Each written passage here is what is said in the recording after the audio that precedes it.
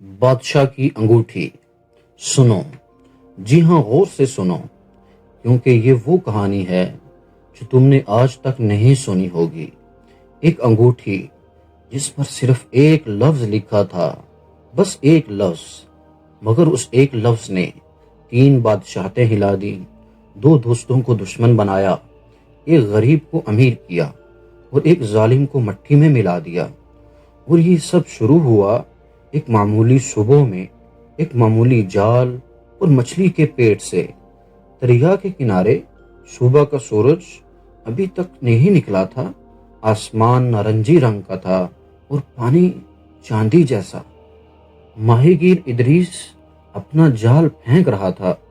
پہلی بار پھینکا تو خالی، دوسری بار صرف 3 چھوٹی مچھلیاں، تیسری بار اس نے جال پھینکا تو کچھ بھاری تھا۔ اس نے زور لگایا، جال میں ایک بڑی چمکدار مچھلی تڑپ رہی تھی۔ ادریس خوش ہوا کہ آج بازار میں اچھے پیسے ملیں گے۔ اس نے مچھلی پکڑی اور تبھی مچھلی نے منہ کھولا اور کچھ نیچے گرا، چھوٹی سی چیز اور وہ بھی سنہری رنگ کی۔ ادریس نے اٹھایا، وہ ایک انگوٹھی تھی، پرانی، بھاری، اور اس پر ایک لفظ لکھا تھا، یعنی حق۔ ادریس نے اسے دیکھا، الٹایا پلٹایا، پھر جیب میں رکھ لیا۔ اسے کیا معلوم تھا کہ جیب میں اس نے ایک طوفان رکھ لیا ہے۔ بازار میں ادریس نے مچھلی بیچی اور چلنے لگا۔ راستے میں ایک سونار کی دکان تھی جس کا نام استاد رمضان تھا۔ بوڑھا، تجربہ کار، سونے کو سونگھ کر پہچانتا تھا۔ ادریس نے سوچا، اسے انگوٹھی دکھاتا ہوں، شاید کچھ پیسے ملیں۔ اس نے انگوٹھی دکھائی، استاد رمضان نے دیکھا اور اس کا ہاتھ کانپنے لگا۔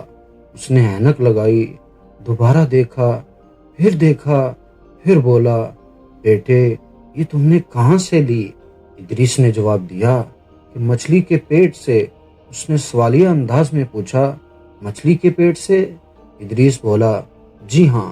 استاد رمضان نے انگوٹھی واپس کی، آہستہ سے اور احتیاط سے، جیسے کوئی بہت نازک چیز ہو، اور بولا، بیٹے یہ بیچنا مت اور کسی کو دکھانا بھی مت، گھر جاؤ اور دروازہ بند کر لو۔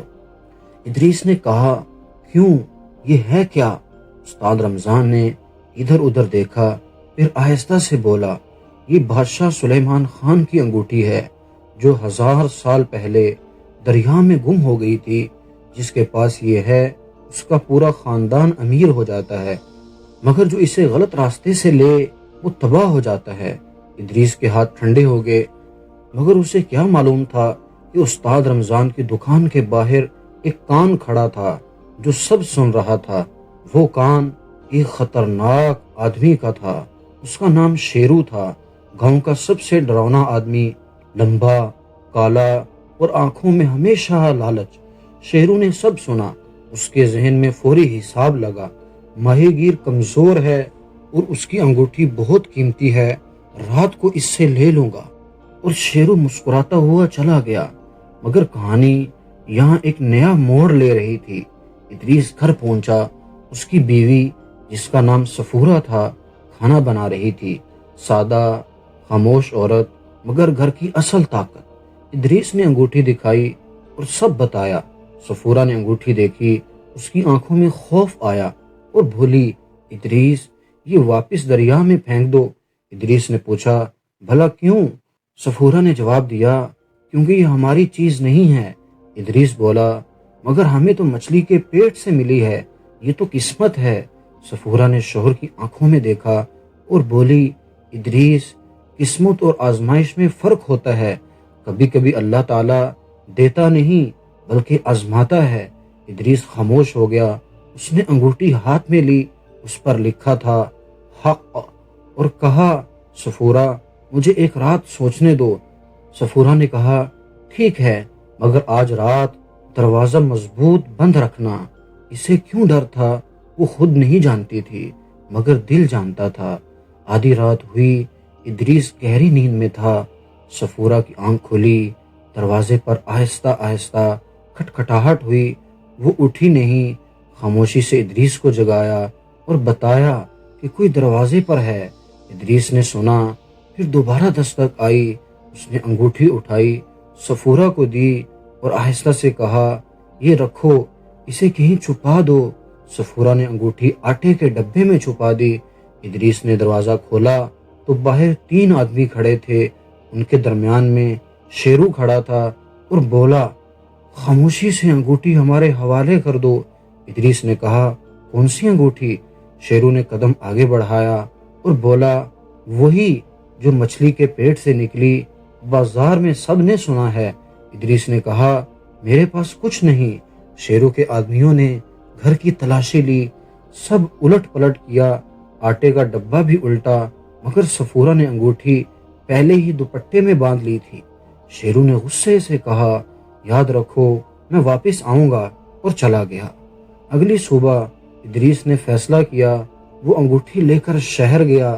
وہاں ایک پرانے عالم دین رہتے تھے جن کا نام علامہ بصیر تھا۔ سفید ریش، تجربے کی لکیریں چہرے پر اور آنکھوں میں گہرائی تھی۔ ادریس نے انگوٹھی دکھائی اور سب بتا دیا۔ علامہ بصیر نے انگوٹھی ہاتھ میں لی اور پڑھا، حق۔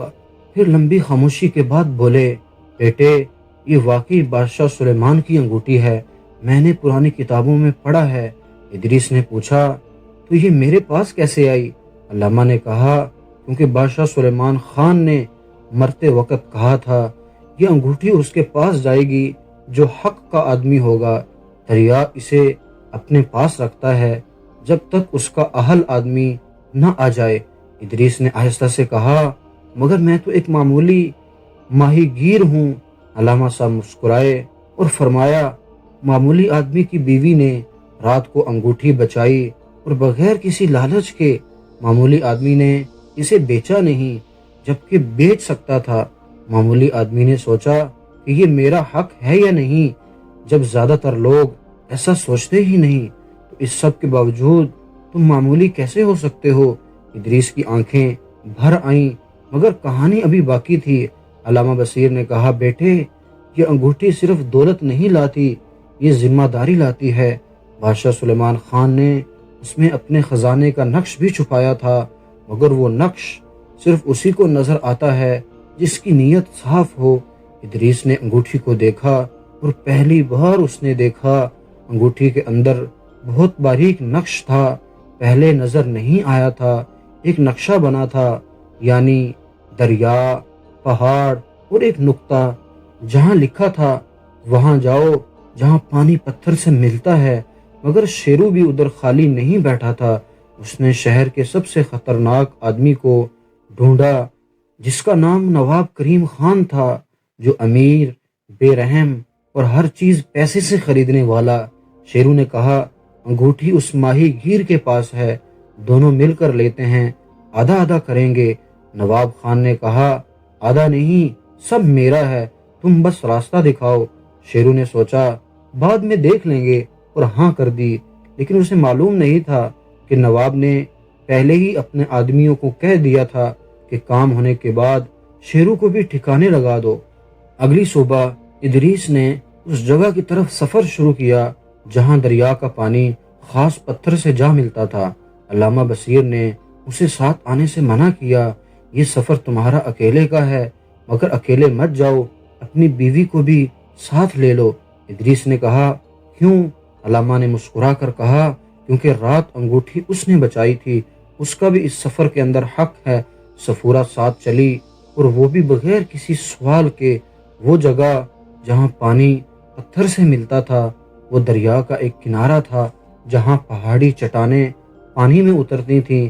ادریس اور صفورہ وہاں پہنچے۔ ادریس نے انگوٹھی نکالی اور دیکھا اس جگہ پتھر پر وہی نقش تھا جو انگوٹھی پر تھا۔ اس نے انگوٹھی پتھر پر رکھی، پھر اچانک پتھر ہلنے لگا۔ نیچے ایک خانہ تھا اور اس میں ایک چھوٹا سا صندوق تھا۔ ادریس نے اسے کھولا، اس میں سونے کے سکے نہیں تھے اور ہیرے بھی نہیں تھے۔ اندر ایک کاغذ تھا، پرانا اور زرد رنگ کا۔ اس پر لکھا تھا، میرا اصل خزانہ اس شہر کی مسجد کے نیچے ہے، مگر وہ کسی ایک کا نہیں، سب کا ہے۔ جو اسے اکیلا لے وہ تباہ ہو جائے، جو سب میں بانٹے وہ آباد رہے۔ اور نیچے اس مسجد کا پتہ لکھا تھا۔ پھر اچانک پیچھے سے آوازیں آئیں کہ بہت شکریہ، اب یہ کاغذ ہمیں دے دو۔ ادریس نے دیکھا تو نواب کریم خان کھڑا تھا، اور وہ بھی 10 آدمیوں کے ساتھ، اور ان کے پیچھے شیرو کھڑا تھا جو اب خود ڈرا ہوا تھا، کیونکہ اسے سمجھ آ گئی تھی کہ نواب اسے بھی نہیں چھوڑے گا۔ نواب نے کاغذ چھینا اور پڑھا اور کہا، مسجد کا خزانہ اب میرا ہوگا، آج رات خزانہ کھودتے ہیں۔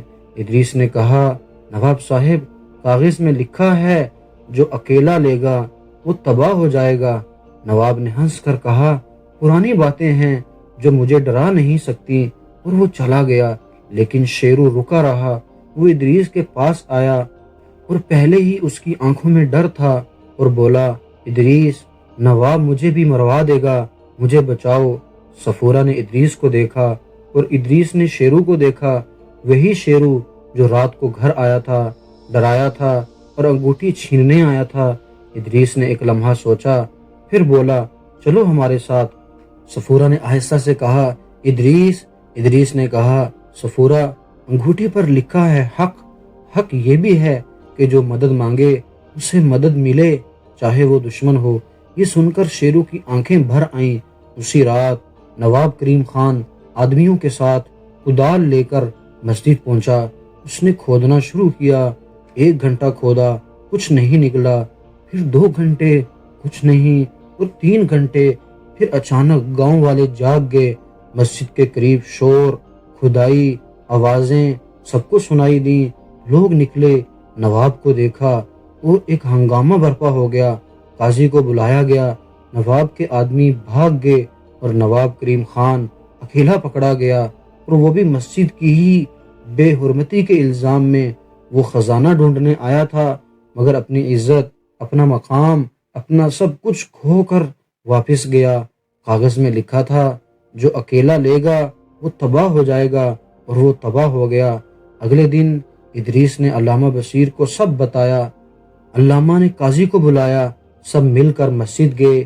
اس بار سب کے ساتھ، سب کی اجازت سے دن کی روشنی میں کھدائی کی، اور کئی من سونا، چاندی، قیمتی پتھر ملے، اتنا کہ پورے شہر کی مسجد، اسکول اور ہسپتال بن سکے۔ اور شیرو، اس نے ادریس کے سامنے سر جھکایا اور کہا، تم نے دشمن کو بچایا، یہ میں نے پہلے کبھی نہیں دیکھا۔ ادریس نے کہا، شیرو انگوٹھی نے مجھے نہیں بدلا، انگوٹھی نے مجھے دکھایا ہے کہ میں پہلے سے کیا تھا اور کیا ہو سکتا ہوں۔ شیرو نے کہا، میں کیا ہو سکتا ہوں؟ ادریس نے مسکرا کر کہا، جو تم نے آج رات چنا وہ بتا دیتا ہے۔ نبی کریم صلی اللہ علیہ وسلم نے فرمایا، لوگوں میں سب سے بہتر وہ ہے جو لوگوں کو سب سے زیادہ نفع پہنچائے۔ اور وہ انگوٹھی کام ہو جانے کے بعد ادریس نے علامہ بصیر کو دی۔ علامہ نے کہا، یہ رکھو، یہ تمہاری ہے۔ ادریس نے کہا، نہیں، یہ کسی ایک کی نہیں ہونی چاہیے، اسے مسجد میں رکھ دیں، سب دیکھیں، سب پڑھیں۔ بس اس پر ایک لفظ ہے، مگر وہ ایک لفظ پوری زندگی کا سبق ہے۔ علامہ نے پوچھا، کون سا لفظ ہے؟ ادریس نے انگوٹھی علامہ کو دی۔ علامہ نے پڑھا اور آنکھیں بند کر لی، کیونکہ اس پر حق لکھا تھا۔ آج بھی اس مسجد میں وہ انگوٹھی شیشے میں رکھی ہے۔